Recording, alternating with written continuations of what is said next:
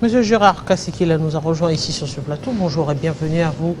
Bonjour Madame Erlect. Je rappelle aux téléspectateurs que vous êtes coordonnateur adjoint de l'association Familia, créée en 2023, qui a pour but justement de mettre en lumière la diversité culturelle de la République démocratique du Congo. Et pourquoi mettre un accent sur cette diversité? Madame la journaliste, nous savons très bien que non, la République démocratique du Congo est gorgée d'énormes potentialités, surtout la culture, qui est le fondement du développement. Nous sommes Congolais, nous avons notre culture, et surtout dans les domaines socio-culturels, dans les métiers et arts, c'est important aujourd'hui de clarifier le peuple congolais, de lui dire, prends la conscience, il est temps que Familia vienne auprès de toi, réveiller votre conscience, renforcer la solidarité nationale pour permettre le développement. Surtout, nous sommes dans un moment très critique où il y a la division, le tribalisme, l'exclusion, qui ne permet pas à ce que la République démocratique du Congo puisse se développer. Et surtout, il y a l'occupation. Donc, il est important de dire au peuple congolais, voilà, prenez conscience, mais il faut aller la former, l'encadrer et la doter d'un esprit patriotique pour défendre notre patrie. Comment faire développer cet esprit patriotique avec cette diversité culturelle qui aujourd'hui démontre à suffisance que tellement que les gens sont accrochés à leur culture, c'est ce qui fait que cette diversité de foi n'arrive pas à nous unir au finish. Oui, c'est là le problème. Nous avons constaté ça. Nous, avec les Congolais, de toutes les tribus, de toutes les religions, mais il faut mettre un mécanisme d'encadrement, de formation, de la conscientisation, de la conscience, mais dans l'unité. Dans l'unité. Dans l'unité, comment le faire? Parce que si on doit aujourd'hui... C'est vrai que cette diversité ou encore ces tensions se réveillent très souvent lorsqu'on doit parler, par exemple, des postes ministériels, des membres du gouvernement. C'est à ce niveau-là que l'on ressent que les politiques mettent en exergue nos différences. En réalité, ces différences ne se font pas tellement ressentir au niveau de la population elle-même. Oui, c'est pourquoi nous, Familia, nous mettons un mécanisme. On crée des comités de proximité, de formation, d'encadrement. Il y a une approche que nous disons, peuple congolais, oui, avec notre diversité culturelle et linguistique. Par exemple, au niveau de la langue, nous avons 4 langues nationales et plus de 400 dialectes. Mais il faut arriver maintenant de dire, nous avons un seul héritage qui est le Congo. Laissons nos divisions à côté, prenons conscience. Par exemple, je prends l'exemple de la culture et art Koffi Olomidé. C'est une fierté pour nous. Il est capable de faire des chansons, de l'encadrer, de faire des chansons de l'unité, d'approcher les Congolais, de dire il est temps, plus de 60 ans, que la politique est là, mais on a ignoré la capacité culturelle de la RDC. C'est ça le problème. Nous devons rentrer dans notre culture, là où il y a des valeurs, pas dans des partis politiques, là où égorgent des antivaleurs. Ils sont fondés sur l'ethnie, le tribalisme seulement, mais dans notre association, il y a les gens du Kasaï central, il y a les gens de Kwango, de Kwilu, de Maniema, de partout, pour réfléchir. Les problèmes, et les Congolais n'ont pas la chance de trouver l'espace où on peut réfléchir et être libre de s'exprimer. Nous avons des potentiels, les Congolais sont intelligents. Alors le comité que vous organisez de proximité sert à quoi exactement? Donc, on les crée, par exemple, dans la ville de Kinshasa, nous avons créé les comités de districts et de coordination des districts qui vont descendre au niveau des communes, au niveau des quartiers, au niveau des avenues, dire au peuple congolais, puisque j'ai produit un petit module là, qu'on est en train de distribuer, c'est quoi Familia? Familia veut renforcer la solidarité entre les Congolais pour qu'ils puissent prendre l'esprit patriotique de défendre leur nation. Donc nous allons descendre et appeler nos mamans de venir suivre la formation, les conscientiser à travers les médias, à travers des formations. On approche les mamans, on les encadre sur les métiers qui puissent, vous voyez la conjoncture actuelle, la vie est tellement intenable, alors il faut les apprendre les métiers, comment cultiver, comment faire les likelemba. Hein? Donc on les encadre de façon calme, mais surtout les laisser le temps de s'exprimer. Ils s'expriment, on les approche, puisque nous, nos activités, ce n'est pas payable.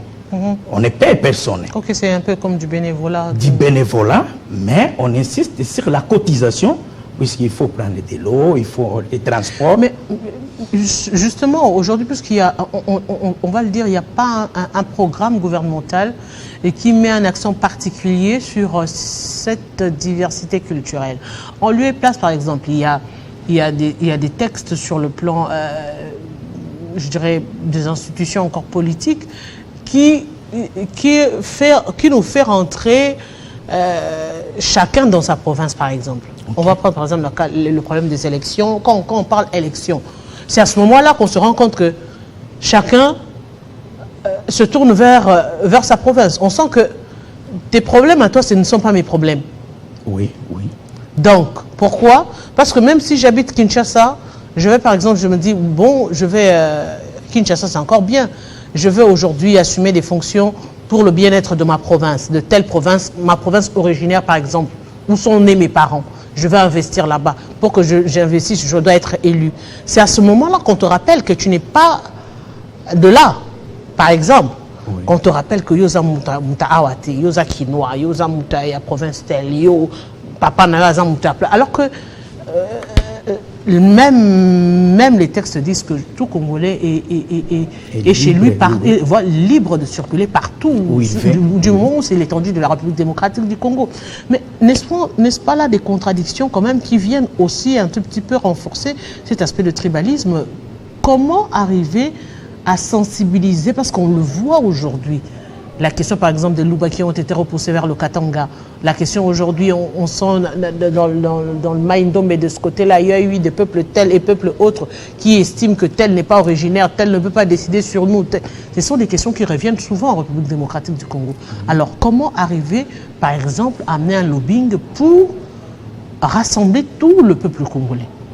Oui, il y a notre ministère de l'Éducation et de la Nouvelle Citoyenneté qui doit s'occuper, mais souvent se focaliser sur la jeunesse, mais Familia, c'est tous les Congolais de tout âge. Oui, le tribalisme est là, mais il faut arriver à convaincre l'homme congolais, à les transformer. Puis s'il n'est pas transformé, il reste dans les antivaleurs. Il faut y aller auprès de lui en disant que non, Tozali Mutumoko, nous avons un seul pays qui nous appartient. Les histoires des tribus, des religions, nous devons mettre ça à côté. Privilégions d'abord l'unité pour qu'il y ait la cohésion. Et dès qu'il y a la cohésion, ça va permettre le développement. Et surtout dans le cadre de la solidarité. Et vous vous organisez comment, par exemple, pour la ville de Kinshasa? Ça se passe où? Vous recrutez les jeunes comment? Vous sensibilisez comment? Oui, nous avons créé des comités de coordination. Dans chaque district, ils ont été installés le 29 juin, lors du jour de lancement officiel. Ils sont en œuvre. Ils doivent être d'abord formés. On les forme, les coordonnateurs des districts, qui est composé de 7 membres. Et puis, on recrute au niveau des communes. On les forme.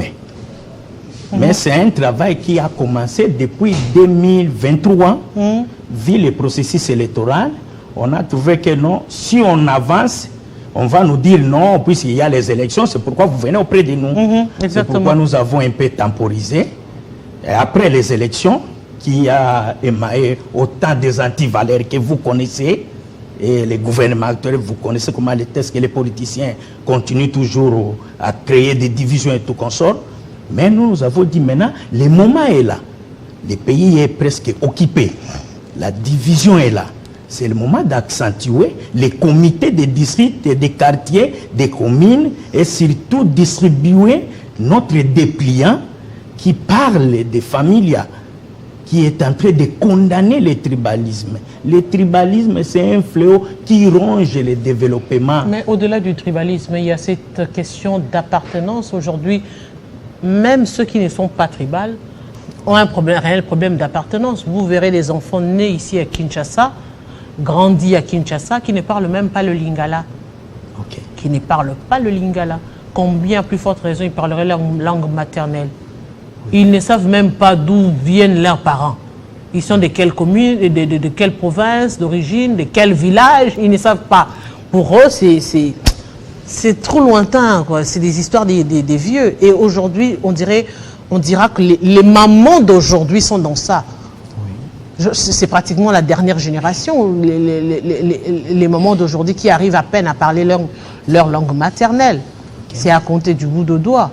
Mais comment redonner cette appartenance aux Congolais d'abord qui sont ici en RDC, parce que le grand problème c'est ça, le grand problème c'est qu'on regarde les jeunes d'aujourd'hui, ils sont plus focalisés vers l'extérieur que vers l'intérieur de leur pays, vers leur pays. Ok.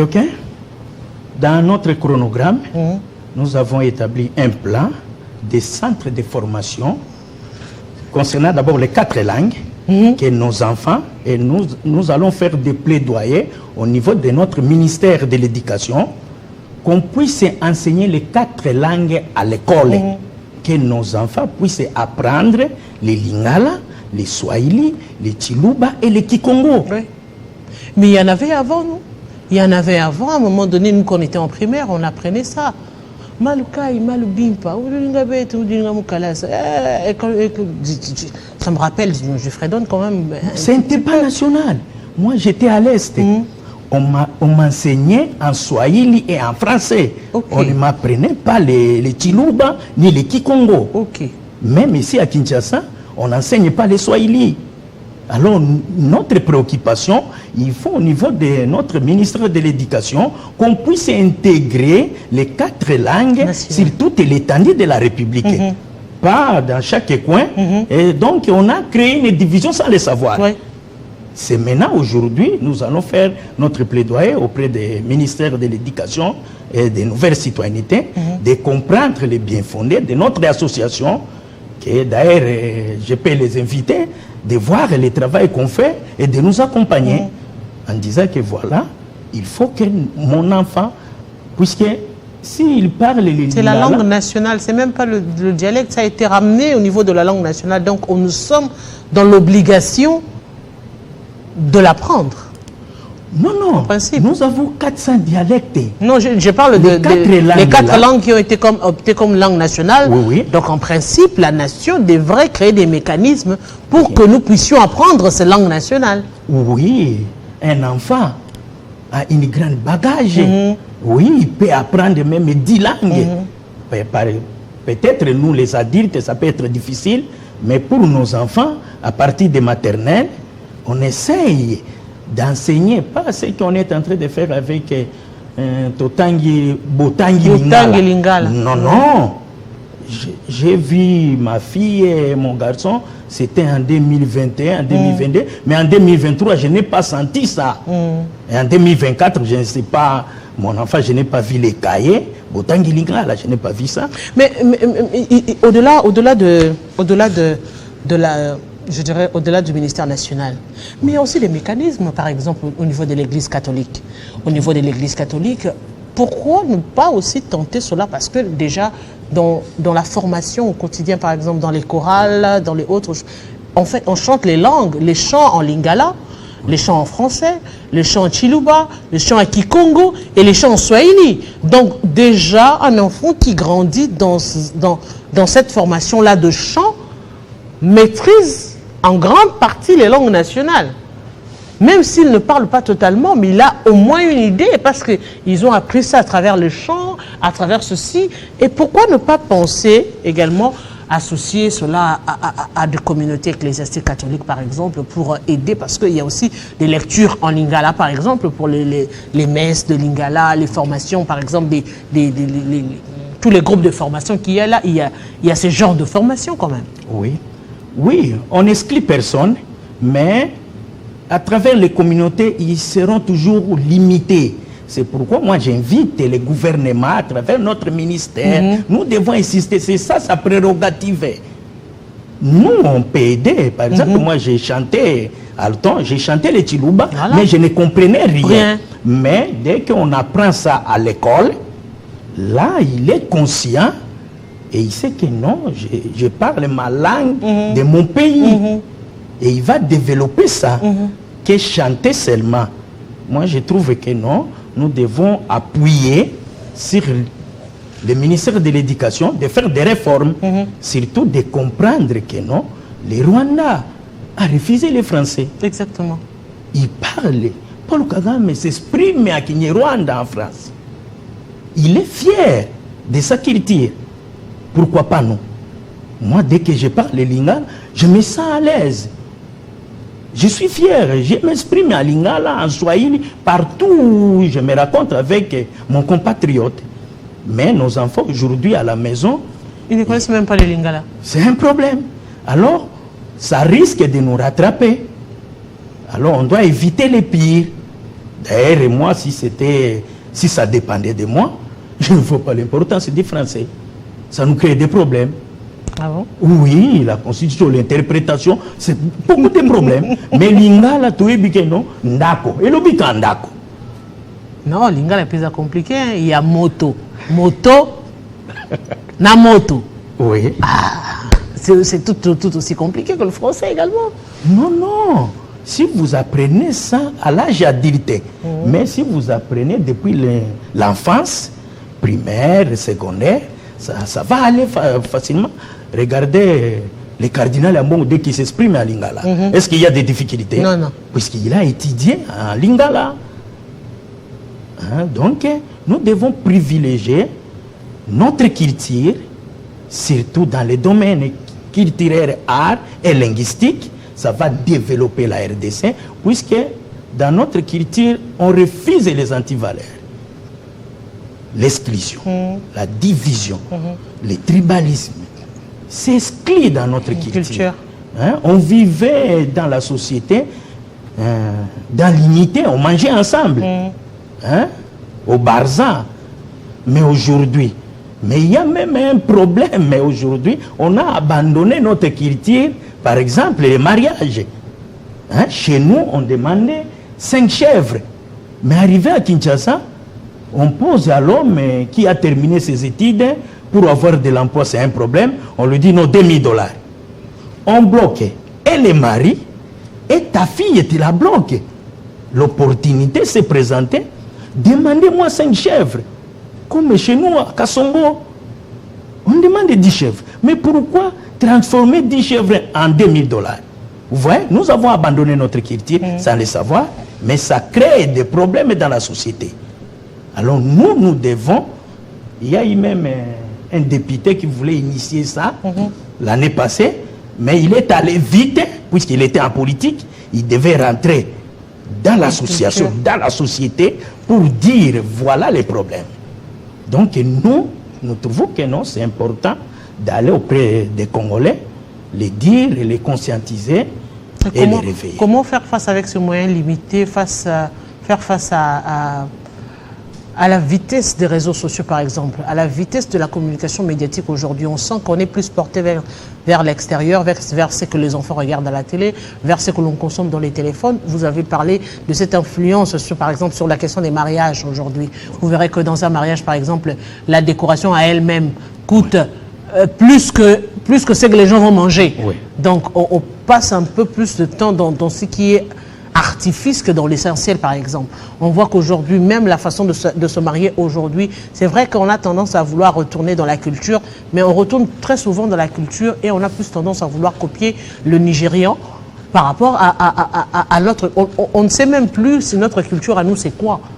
On ne sait pas, on s'identifie aujourd'hui à l'Africain, à ce que font les Nigérians, parce qu'ils sont arrivés à un niveau où, par exemple, dans le cinéma, ils sont arrivés à mettre en lumière aujourd'hui cette culture non seulement au-delà de la musique, mais ils ont plus travaillé dans le cinéma. C'est un secteur également de faire véhiculer les choses un peu plus facilement aujourd'hui, mais à RDC, où en sommes-nous, par exemple, avec le cinéma? C'est à une étape zéro, où on ne sait même plus, on ne sait pas vendre l'image de la République démocratique du Congo. Et ce sont des secteurs réellement qu'il faudrait porter avec le ministère de la Culture pour arriver à faire plus facilement ce que vous demandez. Oui, je dis, c'est l'homme qui doit s'adapter. On ne peut pas être toujours en retard. Les réseaux sociaux sont là.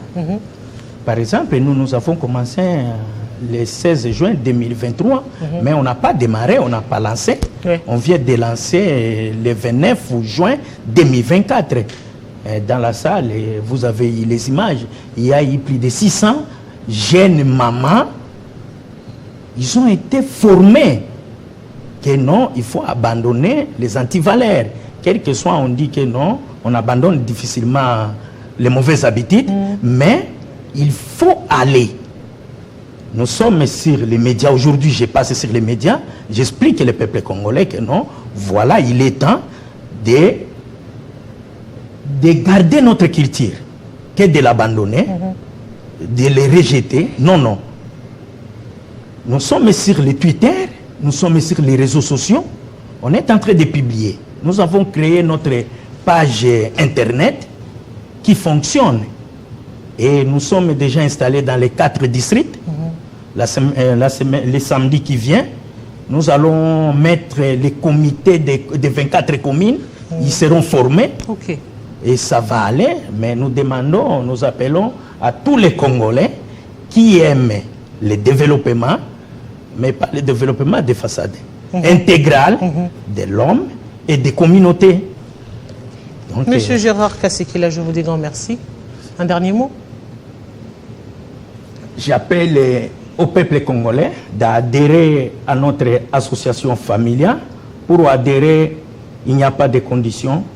C'est d'abord rejeter les antivaleurs, renoncer aux antivaleurs. Prenons conscience que non, Dieu nous a aimés de nous donner un grand pays très riche. Nous sommes parmi les 10 pays les plus riches en richesse naturelle. Nous sommes parmi les 3 pays les plus riches en richesse naturelle en Afrique, mais les 2 ont décollé, l'Afrique du Sud et le Nigeria. Nous sommes restés les derniers. Nous sommes parmi les 10 pays les plus riches en richesse naturelle. Les 9 ont décollé. Nous sommes restés derrière l'Australie. Le Brésil a décollé, l'Inde a décollé, la Chine a décollé. Mais ce n'est pas de la magie. Ils sont rentrés dans leur culture, par exemple la Chine. Ils se sont mis ensemble et ils ont dit non, arrêtons, travaillons, prenons conscience. Le Japon, la Corée du Sud s'est développée. La Corée du Sud s'est développée en matière de l'éducation. C'est le premier pays bien structuré en système éducatif. C'est un petit pays comme ça. Mais nous, regardez la potentialité de notre culture. Kofi Olomide là, Lutumba Simaro. Nous avons nos mamans, beaucoup pour ne citer que cela. Je vous appelle d'adhérer dans notre association familiale. Nous avons notre adresse, email, gérard.de-kassikila-mayal@gmail.com. Merci. J'ai mon numéro de contact. 09 94 93 09 97 73 32 36. 09 97 73 32 36. Grand merci. Vous nous appelez partout où vous êtes. C'est moi qui vous remercie. Voilà, les contacts sont là, donc tous ceux qui veulent, tous ceux qui sont prêts pour faire valoriser la culture congolaise sont appelés à rejoindre votre structure familiale. Et avec nous, on va continuer cette fois-ci pour parler politique.